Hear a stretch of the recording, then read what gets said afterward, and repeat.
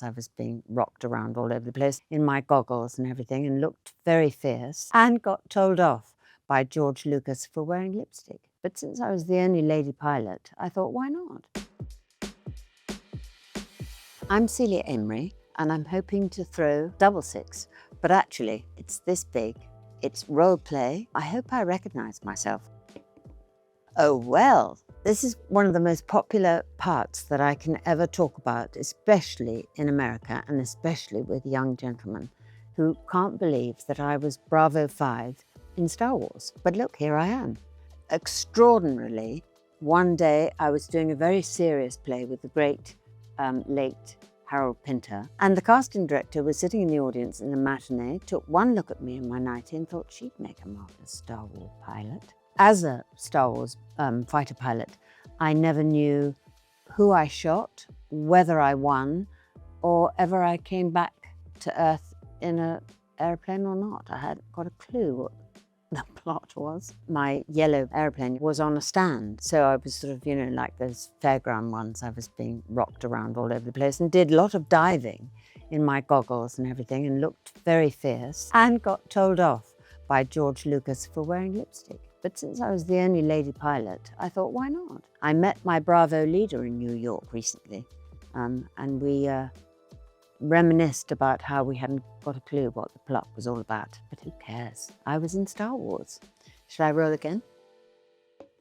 I have to say this is one of my most favourite parts ever.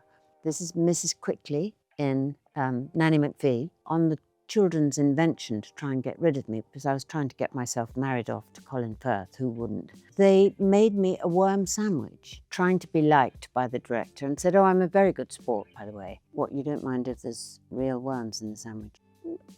No. So I did. And not only that, but that I had the audacity to, once it was in my mouth, to go, I can't believe I did that. I had the wonderful bright yellow wig, but it had grey roots, which was such a clever, brilliant touch of the wig maker. I had sort of ringlets as well for my wedding day. And at the end, when it all went into chaos, the youngest little girl managed to get hold of my ringlets and pull them off so that my hair was all being undone and my humiliation was completely brilliant at the end. And I was sent packing. Quite right. I think I was very lucky because I have a feeling, like often happens in my life, I realise, somebody was cast and then they couldn't do it. So I might have been second choice, but actually, who cares? It doesn't really matter in the end. I couldn't have loved it more. Really remains one of my most favourite parts because there's nothing so good as being horrible. Violet Pearman, who was Winston Churchill's secretary. She was known as Mrs. P. And one day I was at a wonderful party that the great Sir Tom Stoppard gives at the Physic Garden in Chelsea. I looked across, I saw Princess Margaret, and she was standing with a very smart lady who suddenly took one look at me, came across the green and went, Mrs. P, Mrs. P. And it was Winston Churchill's daughter, Mary. I had the great good fortune to be secretary to the great Albert Finney playing Winston Churchill. The director said, this isn't a very big part, but I wanted to make the most of it. And so I used to come in thinking up a new task that Violet Pearman might be doing round the desk and things like that. And I can remember one day I came in and I said, I've got another idea. Not another bloody idea. This is Albert. But actually, I adored him. And there was one marvellous moment on the first day of filming. Peculiarly, in the Times newspaper, there was an obituary for one of the secretaries of Winston Churchill. And there was a marvellous story about how he never stopped working and she had to be with him all the time. I can't remember really whether it was from her or where we got the story from. He continued to want her to take dictation when he was in the bath. And there's a marvellous scene when he's in the bath, but of course in those days, he was in the bath behind me and I wasn't allowed to look. So I had to be in my little desk and my notebook outside the bathroom taking dictation. And at one moment, he was getting overexcited and the bar of soap came flying out of the room and landed on by my feet. And so I had to pick it up and without looking, bowl it back to him. And I did it all in one go. It was absolutely triumphant. Overexcited as usual. Well, I'll pick it up, and this is what it is. And it's Joyce.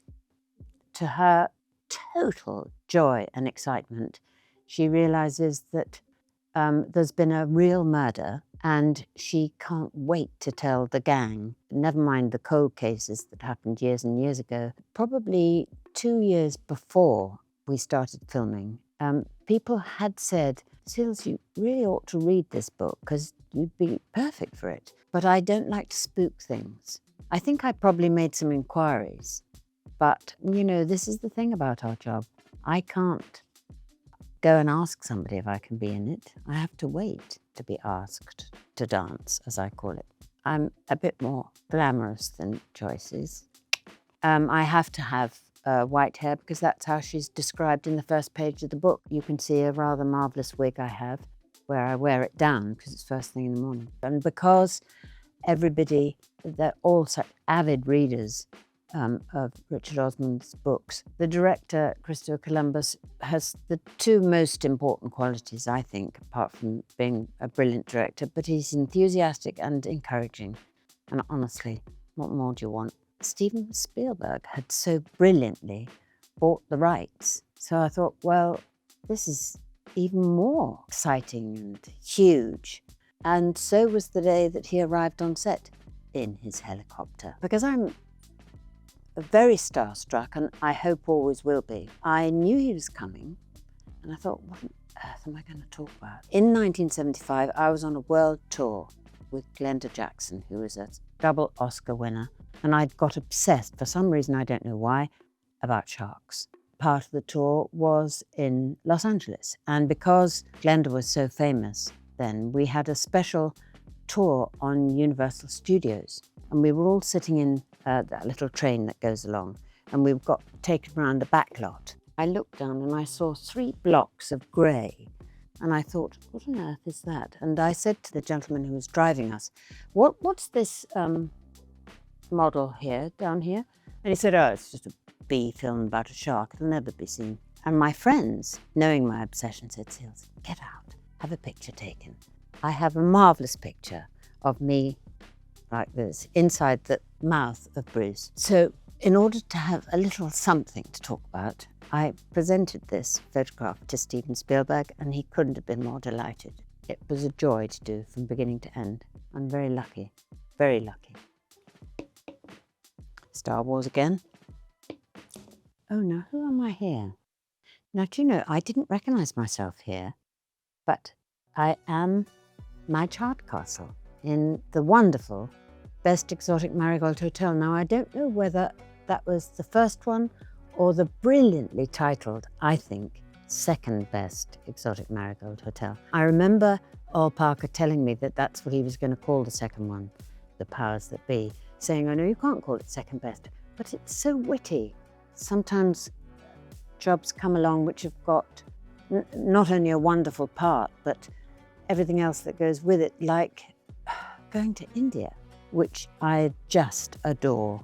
It is a feast for every single sense you have. Your eyes, your ears, your taste buds. Can't believe my luck sometimes.